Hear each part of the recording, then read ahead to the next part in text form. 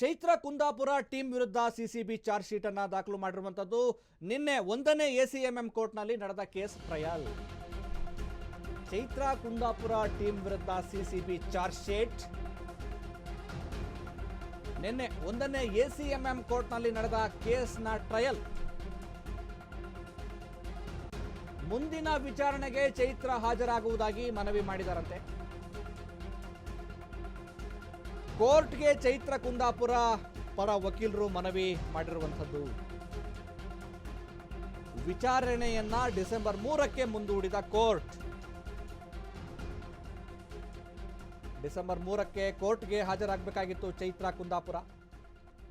ಬಿಜೆಪಿಯ ಟಿಕೆಟ್ ಅನ್ನ ಕೊಡಿಸ್ತೇನೆ ಅಂತೇಳಿ ಉದ್ಯಮಿಯೊಬ್ಬರಿಗೆ ವಂಚನೆ ಮಾಡಿರುವಂತಹ ಪ್ರಕರಣಕ್ಕೆ ಸಂಬಂಧಪಟ್ಟ ಹಾಗೆ ಈಗಾಗಲೇ ಈ ಪ್ರಕರಣಕ್ಕೆ ಸಂಬಂಧಪಟ್ಟಂಗೆ ಸಿಸಿಬಿ ಅಧಿಕಾರಿಗಳು ಕೋರ್ಟ್ಗೆ ಚಾರ್ಜ್ ಶೀಟ್ ಅನ್ನು ಸಲ್ಲಿಸಿದ್ದಾರೆ. ಟ್ರಯಲ್ ನಡೀತು. ಆದರೆ ಚೈತ್ರ ಕುಂದಾಪುರ ಹಾಜರಾಗಿತ್ತು. ಅವರ ಪರ ವಕೀಲರು ಅವರು ರಿಯಾಲಿಟಿ ಶೋನಲ್ಲಿ ಭಾಗಿಯಾಗಿರೋದ್ರಿಂದ ಬರೋದಕ್ಕೆ ಸಾಧ್ಯ ಆಗ್ತಾ ಇಲ್ಲ. ಮತ್ತೆ ಅವ್ರು ಬರ್ತಾರೆ, ಮುಂದಿನ ಹಿಯರಿಂಗಲ್ಲಿ ಅವರು ಹಾಜರಾಗ್ತಾರೆ ಅಂತೇಳಿ ಕೋರ್ಟ್ಗೆ ಮನವಿ ಮಾಡಿದ್ದಾರೆ. ಆ ಹಿನ್ನೆಲೆಯಲ್ಲಿ ಡಿಸೆಂಬರ್ 3ಕ್ಕೆ ಈ ಒಂದು ಪ್ರಕರಣ ಮುಂದೂಡಿಕೆ ಆಗಿದೆ. ಬಿಗ್ ಬಾಸ್ 11ರ ಸ್ಪರ್ಧಿಯಾಗಿದ್ದಾರೆ ಚೈತ್ರ ಕುಂದಾಪುರ. ಅವರು ಉದ್ಯಮಿಯೊಬ್ಬರಿಗೆ ಬಿಜೆಪಿಯ ಟಿಕೆಟ್ ಅನ್ನು ಕೊಡಿಸ್ತೀನಿ ಅಂತೇಳಿ ಹಣವನ್ನು ಪಡೆದ ವಂಚನೆಯ ಪ್ರಕರಣ ಇದೆ. ಈ ಕುರಿತು ಪ್ರಕರಣ ದಾಖಲಾಗಿತ್ತು. ಕೋರ್ಟಲ್ಲಿ ವಾದ ವಿವಾದ ನಡೆದಿತ್ತು, ಟ್ರಯಲ್ ಇತ್ತು.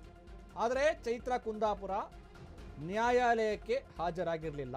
ಅವರ ಪರ ವಕೀಲರು ಮನವಿ ಮಾಡಿಕೊಂಡಿದ್ರು.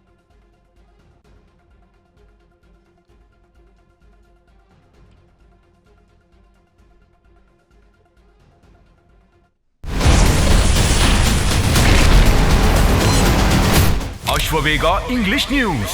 Coming soon. Your channel, your voice, your trust.